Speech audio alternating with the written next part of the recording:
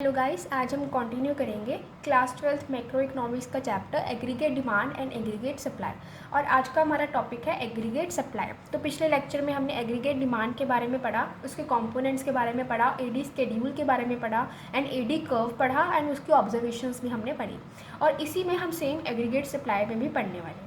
तो aggregate supply भी पूरी इकॉनमी की जब हम सप्लाई को ऐड करते हैं उसको हम बोलते हैं एग्रीगेट सप्लाई।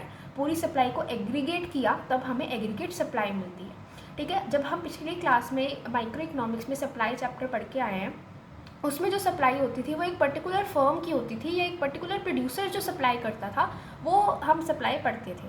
लेकिन जो अब सप्लाई पढ़ेंगे वो मैक्रो इकोनॉमिक्स में पढ़ेंगे, जिसमें पूरी मैक्रो इकोनॉमिक्स में सोसाइटी जो हमारी इकॉनमी होती है उसको एग्रीगेट करके डील करते हैं। तो इसीलिए एग्रीगेट सप्लाई क्या है? It refers to the flow of goods and services. Supply में हम गुड्स भी करते हैं एंड सर्विसेज में प्लान्ड बाय प्रोड्यूसर्स। ये वर्ड इंपॉर्टेंट है, प्लान्ड। ये एक्चुअली नहीं होता कि एक्चुअली में प्रोड्यूसर्स ने क्या सेल किया है, नहीं, it is only planned which is planned by producers. जो विश करते हैं कि हम इतना सप्लाई करें, या हम प्लान करते हैं कि हम इतनी सप्लाई लोगों में करेंगे, that is aggregate supply. It is the flow of goods and services planned by producers और firms during an accounting year. एक साल के लिए जो उन्होंने प्लान किया वो होती है aggregate supply. Identical to the flow of income, क्योंकि हम इस चैप्टर में aggregate supply and aggregate demand हम इनकम के साथ रिलेट करके पढ़ रहे हैं, तो हम aggregate supply corresponding to different levels of income हम पढ़ेंगे। यहाँ पे हमारी एक ऑब्जर्वेशन होगी कि जो हमारी एग्रीगेट सप्लाई है that is totally equal to national income. That is हमारी जो भी इनकम होगी, हमारी जो भी वाई की वैल्यू होगी वो हमारी एएस की वैल्यू होगी। एंड ऐसा इसका रीज़न क्या है, ऐसा क्यों हो रहा है? देखो, एग्रीगेट सप्लाई क्या है? It is the value of goods and services. जो भी हम सप्लाई प्रोड्यूसर सप्लाई करते हैं, जो भी गुड्स एंड सर्विसेज वो सप्लाई करते हैं, वो ऑटोमेटिकली किस में कन्वर्ट होती है? वो फैक्टर इनकम्स में कन्वर्ट होती है। जब हम कहीं से कोई चीज़ खरीदते हैं, जो भी प्रोड्यूसर्स हमें सप्लाई करते हैं, तो हम उनको बदले में क्या देते हैं? अपनी इनकम देते हैं। हमारे इनकम का कुछ पार्ट उनको मिलता है and that automatically gets converted into national income. जो हम इनकम उनको देते हैं दैट इज़ देयर अर्निंग, तो वो टोटली नेशनल इनकम में कन्वर्ट हो जाती है। तो इसीलिए एग्रीगेट सप्लाई नेशनल इनकम के इक्वल होता है। देयरफॉर एएस और वाई की वैल्यूज हमेशा इक्वल होंगी। ठीक है। एंड इनकम क्या होती है? इनकम आइदर स्पेंड और कंज्यूम्ड। और मतलब या तो हम उसको स्पेंड करेंगे कंज्यूम करके, ठीक है, जब हम उसको कुछ चीज़ हम खरीदेंगे तभी हम उसको कंज्यूम करेंगे ना, तो इनकम या तो कंज्यूम होगी या सेव होगी। ठीक है, तो इसीलिए वाई क्या होती है? Savings plus consumption. जो हमने कंज्यूम किया या जो हमने सेव किया, नो मैटर कि जो सेविंग्स है वो नेगेटिव भी हो सकती है। ठीक है, अगर हमारी इनकम 100 रुपीज़ है लेकिन हमारी कंजप्शन 200 है, तो सेविंग्स तो मेरी नेगेटिव में होगी -100, लेकिन फिर भी हमारी income overall savings plus consumption होती है। तो इसीलिए जो वाई और एएस इक्वल है, इसीलिए एएस की वैल्यू भी सेविंग्स प्लस कंजप्शन होती है। अब हम पढ़ेंगे एएस स्केड्यूल के बारे में। एएस स्केड्यूल में हमने इनकम लेनी है, कंजप्शन, सेविंग्स एंड एएस, इन दोनों की वैल्यूज़ इक्वल होंगी। तो एएस स्केड्यूल में पहले हमने इनकम की वैल्यूज़ देखी 0, 100, 200, 300 एंड 400। एंड कंजप्शन हमें पता है कि 0 लेवल ऑफ इनकम पे भी हमारी कुछ ना कुछ कंजप्शन होगी, that is autonomous consumption. So consumption हमारी है 100, 150, 200, 250, 300। अभी सेविंग्स क्या होगी? C प्लस एस वाई होता है ना, तो सेविंग्स क्या होंगी? Y माइनस सी।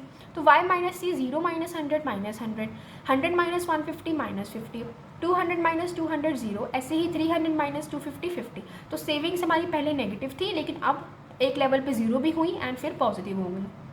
एएस की वैल्यू हमेशा वाई की इक्वल होगी। आप निकाल के भी देख सकते हो। एएस क्या होगा? C plus S, 100 minus 100 0, 150 minus 50 100, 200 plus 0 200, 250 plus 50 300, 300 plus 100 400। तो एएस की वैल्यू क्या होगी? C plus S. एंड अभी हम इसका ग्राफ बना के देखेंगे डायग्रामेटिकली। तो एक्स एक्सिस पे हमारी इनकम है, वाई एक्सिस पे हमारी एग्रीगेट सप्लाई है। तो एग्रीगेट सप्लाई की जब आप कर्व बनाओगे, देखो है एग्रीगेट सप्लाई यहाँ पे है, तो वाई 0, एएस 0, तो 0 0 पे, देन 100 100, 100 के साथ 100, 200 200, 200 200, 300 300, ऐसे ही 400 400। तो जैसे हमने देखा सेम वैल्यूज़ हैं, इसीलिए एक ऐसे 45 डिग्री कर्व बनेगी। मतलब जितनी वाई इंक्रीज़ होगी उतनी ही एएस इंक्रीज़ होगी, मतलब सेम लेवल्स पे चलती जाएंगे and it is 45 degree angle पे ये बनती है। Then Y is equal to A S, producers wish to sell everything they produce. ये इसीलिए है क्योंकि प्रोड्यूसर सब चाहते हैं कि जब हम जितना हम सप्लाई करेंगे उतनी ही हमें इनकम मिले, जितनी हम सप्लाई करने की कैपेसिटी रखते हैं हम वो सारा सप्लाई करें। तो इसीलिए producers wish to sell everything they produce, इसलिए टोटली हमारी जो इनकम होती है वो हमारी सप्लाई के इक्वल हो जाती है।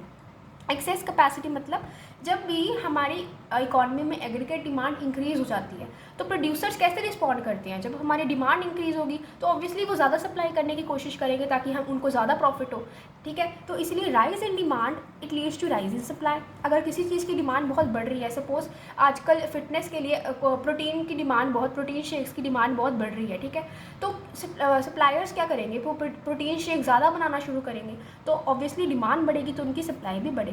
And increase in aggregate demand, जब एग्रीगेट डिमांड बढ़ेगी तो इंक्रीज़ इन सप्लाई भी होगी, मतलब डिमांड बढ़ेगी तो सप्लाई भी बढ़ेगी।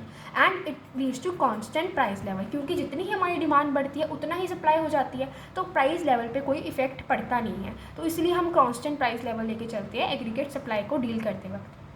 एंड इसकी स्लोप कैसी होती है, 45 डिग्री स्लोप, ये इंपॉर्टेंट है।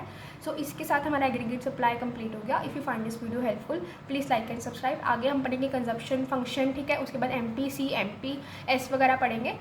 Okay, thank you.